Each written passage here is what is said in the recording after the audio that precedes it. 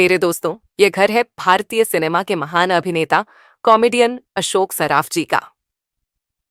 अशोक सराफ मुंबई में इसी घर में रहते हैं। ये उनका खूबसूरत आलीशान घर है, जो बहुत ही खूबसूरत है। दोस्तों, आज हम उनके घर के बारे में और उनकी जिंदगी से जुड़ी हुई अनसुनी कहानी को बताएंगे, तो जुड़े रहिए वीडियो के लास्ट तक। अशोक सराफ सिनेमा के ऐसे मंझे हुए कलाकार जो हर किरदार में ढल जाते हैं। अभिनेता अशोक सराफ ने हिंदी फिल्म इंडस्ट्री से लेकर छोटे पर्दे और क्षेत्रीय भाषाओं में भी काम किया है। फिल्म करण अर्जुन में मुंशी के किरदार में ठाकुर तो गियो और हवलदार पांडु जैसे किरदारों में जान फूंक देने वाले अशोक सराफ वाले जन्मदिन 4 जून को सेलिब्रेट किया जाता है। तो चलिए जानते हैं उनकी जिंदगी से जुड़ी दिलचस्प बातें। अशोक सराफ ने निवेदिता जोश संग शादी की है। दोनों ने 1990 में शादी की थी, लेकिन दोनों की जोड़ी के बारे में ये कम ही लोग जानते कि उनकी और निवेदिता की उम्र में काफी ज्यादा अंतर है। निवेदिता अशोक से 18 साल छोटी हैं। फिलहाल दोनों आज भी एक सफल शादीशुदा जिंदगी जी रहे हैं और दोनों का एक बेटा भी है। कहा जाता है मराठी का सम्राट अभिनेता अशोक सराफ ने बॉलीवुड में तो अपनी अलग पहचान बनाई ही है। साथ ही उन्होंने मराठी फिल्मों और कई मराठी सीरियल्स में भी काम किया है।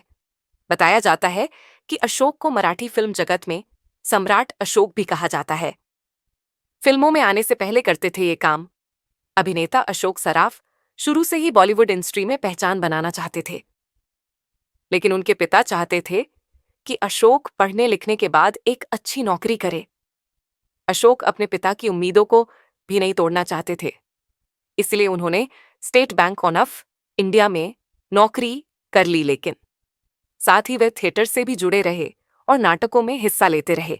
जब कंबल से छुपाना पड़ा मुंह, अपनी कॉमेडी से सबको हंसाने वाले अशोक सराफ हमेशा से ही अभिनय को अपनाना चाहते थे और उन्होंने इसमें सफलता भी पाई।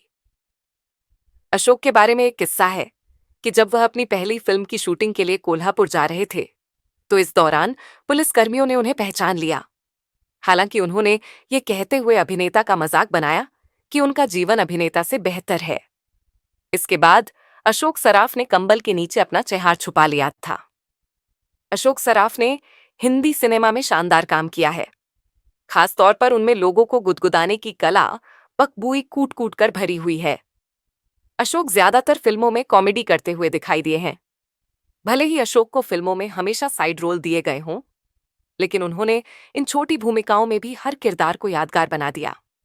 इसके लिए उन्हें कई अवार्ड से भी नवाजा जा चुका है। इस दिग्गज एक्टर ने बुरे समय में नाना पाटेकर को दिए थे 3000 उधार, आज तक नहीं मांगे उनसे वापस। एक समय ऐसा था जब वह इतनी आर्थिक तंगी से गुजर रहे थे कि उनके पास खाने के पैसे नहीं थे। उस समय उन्हें जिस एक्टर ने उधार दिया, उसने आज तक वो पैसा वापस नहीं लिया। कौन है वह एक्टर देखें। असल जिंदगी में बेहद सिंपल जिंदगी जीने वाले नाना पाटेकर पर्दे पर हमेशा दमदार किरदार निभाते हैं। उनकी फिल्म क्रांतिवीर देख लें या फिर टैक्सी नंबर 9211। एक बार मुझे पैसों की बहुत ज्यादा जरूरत थी।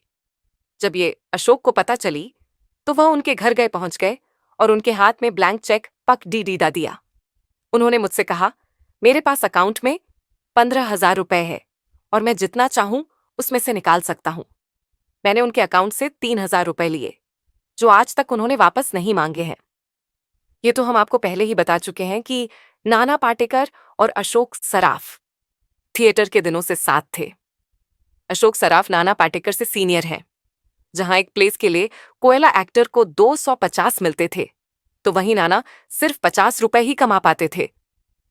अपने दोस्त की मदद के लिए अशोक सराफ उनसे प्ले में जाने से पहले फूट मसाज तो करवाते ही थे, लेकिन इसी के साथ वह पत्ते भी खेला करते थे, जिसमें वह जानबूझकर हार जाते थे ताकि नाना पाटेकर जीत सके और उन्हें बिना नीचा दिखाए वह उनकी पैसों से मदद कर सकें। दोस्तों, अगर आपने अभी तक हमारे YouTube चैनल माय मेमोरी को सब्सक्राइब नहीं किया है, तो वीडियो को लाइक और YouTube चैनल को सब्सक्राइब करना ना भूले। मिलेंगे नई कहानी के साथ। बहुत बहुत धन्यवाद।